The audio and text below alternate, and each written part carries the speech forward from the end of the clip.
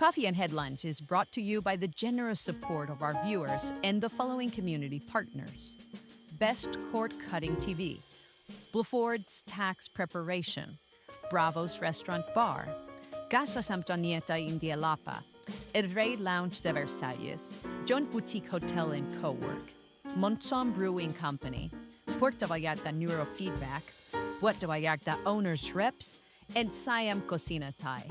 Thank you for your support, and thank you for supporting our community partners.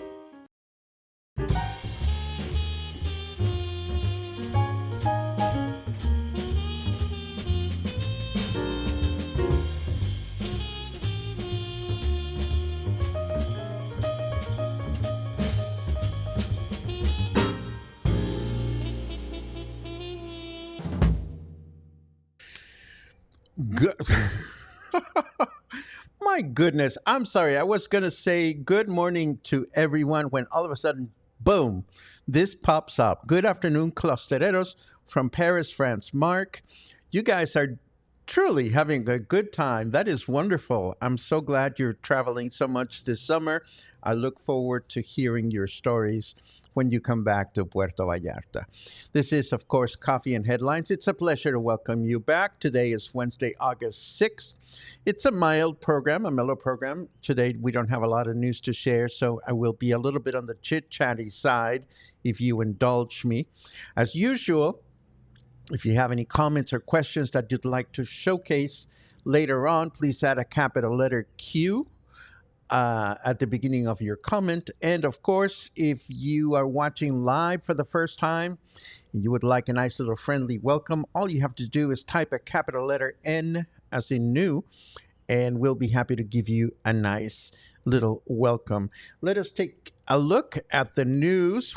Well, yesterday, I showed you a video where there was a lot of trash. And it is a problem. Well, Puerto Vallarta Mayor Luis Munguía has acknowledged that there are still deficiencies in public services, particularly in garbage collection and the drinking water supply. However, he asserted that both areas have shown significant progress since the start of the current administration. Regarding trash collection services, Munguía indicated that adjustments have been implemented, such as the so-called environmental route, which includes a scheduled collection system with garbage separation at specific points in the city. However, he acknowledged that there are still areas where the service must be provided daily and consistently. When asked about the possibility of canceling the contract with the new concessionaire responsible for collection, the mayor stated that this is an issue with legal implications that must be carefully analyzed, although it has not been ruled out.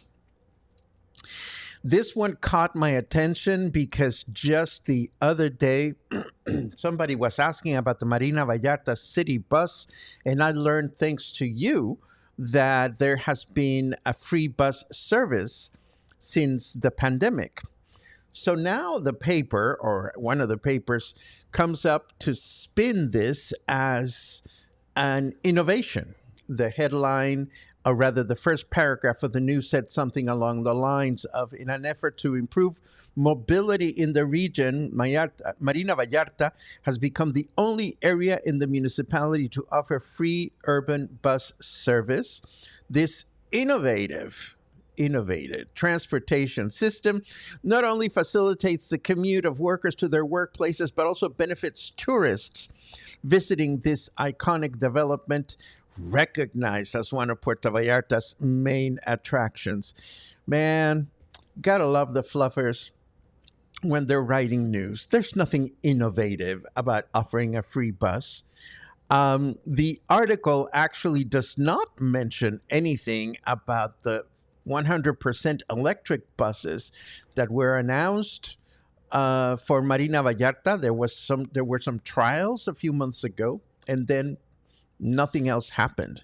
So if you are a Marina Vallarta resident unhappy because you get a bus for free, but you have to get off the bus to get on another bus to get into town, what can I tell you? That's the way things are right now.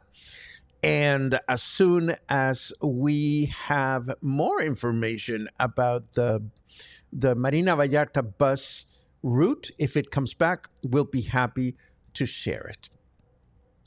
And in other news, President Claudia Sheinbaum welcomed Canadian government officials at her offices at the National Palace yesterday, seeking to strengthen the trade and diplomatic relationships between our two countries. She posted on social media, "We received Canadian Minister of Foreign Affairs Anita Anand and Minister of Finance and National Revenue François-Philippe Champagne, no, I'm not sure, at the National Palace. We are strengthening the relationship between our countries," the president stated on her social media accounts. Mexico and Canada, as you know, are part of the North American Trade Agreement with the United States, which is due to be reviewed this coming year.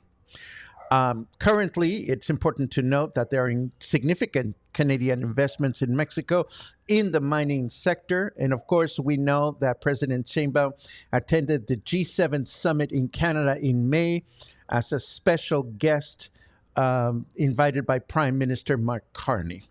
So there you have it. It's good that things are moving along, at least between two of the three countries involved in the trade agreement.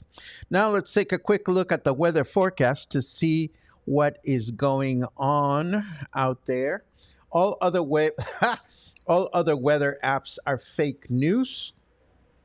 I don't know what to tell you. I think all weather apps are kind of fishy, but that's just me. Presently, we're enjoying 31 degrees and humidity is at 72%. Our weather forecast for today indicates that we are going to have mostly cloudy skies in the morning with thunderstorms in the afternoon, a chance of rain of 38%, a high of 33 and a low of 25. That's for today. Tomorrow, we can expect rain in the morning with thunderstorms in the afternoon, with 84% of rain tomorrow, a high of 31 and a low of 24. And then on Friday, mostly cloudy skies in the morning with thunderstorms in the afternoon, a chance of rain of 90%, a high of 33 and a low of 24. So it looks like we're going to have a wet weekend, but for all intents and purposes, we are here in the middle of summer, in the middle of the hot weather, surrounded by trash. And I wonder what you miss the most from Puerto Vallarta, right in the middle of the summer. This one's directed to all you snowbirds that have escaped all our drama and our tragedy, our trash and our humidity and our rain, however little we've had. Feel free to let me know what you are missing the most from Puerto Vallarta in your comment, and we'll take a look at it in a short while. Now, today we were supposed to do an interview with Rick Hepting for the Spotlight. I have learned through Rick that he is actually closing down his exotic plant business due to health reasons. So he is having a special plant sale this weekend. And since I cannot guarantee that I'll have a chance to edit the interview before the weekend is over, what I have offered to Rick is to mention his event a couple of times on the broadcast. So we'll mention it today, we'll mention it on Friday, and also on Saturday. If you are looking for exotic plants, this is the place to go. Rick has been collecting exotic plants for some time. And of course, let this serve as a helpful, hopefully, reminder that if you schedule an interview on the Spotlight for an event that is going to happen shortly before then, it's best to schedule it for the previous week because, as you know, the Spotlight interviews need to be edited separately, and this can take time sometimes. I also wanted to remind you of this other event that caught my attention earlier this week, or maybe it was late last week. I don't even remember. But this is about fish printing. This is the Japanese art of fish printing, which involves creating an inked impression of a fish on paper. And there's going to be a special art opening at Bonito Kitchen and Bar in Los Tules this coming Friday at 4 p.m. Fascinating stuff that Giyotaku, that's the name of this Japanese art, is both a historical record keeping method and also an artistic expression. Apparently, there are people here in Puerto Vallarta or in the Bay that are in the habit of creating this type of art. And I thought it was fascinating to share because we don't see fish prints, bobbing up on upcoming events very frequently here in Puerto Vallarta. Now, speaking of upcoming events, on Thursday, oh my God, that's tomorrow. Tomorrow is my house music presentation. Let's take a look at this for one last time. It began in a basement in Chicago with a drum machine, a turntable, and a whole lot of soul. It gave a voice to the unheard, a beat to the uninvited, and a reason to move together. From the underground to the main stage, from the back rooms of Chicago clubs to festivals with thousands. It's more than a genre, it's a movement. It's house music.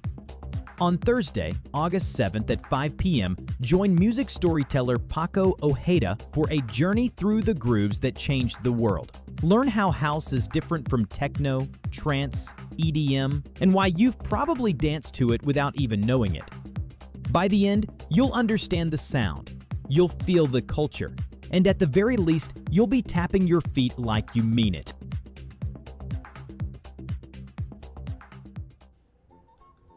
Oh, yeah. We're going to be tapping our feet like we mean it, but not now. Right now, let's take a look at your comments. Let's see what we have. Lots of good mornings, which I love. Thank you very much. do, do, do, do, do, do, do, do. Yeah.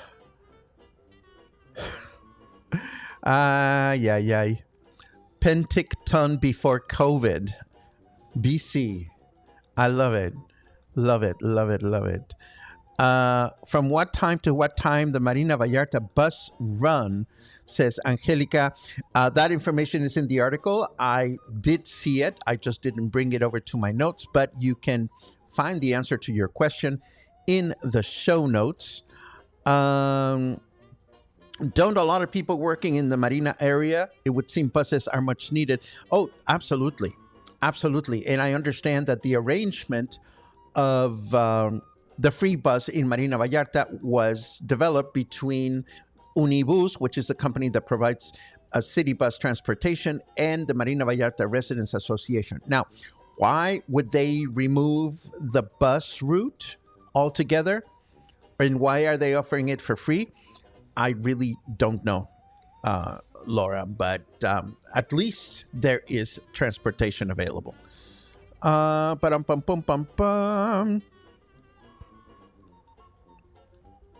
Barbara says, let's hope that the talks between Mexico and Canada are positive and productive.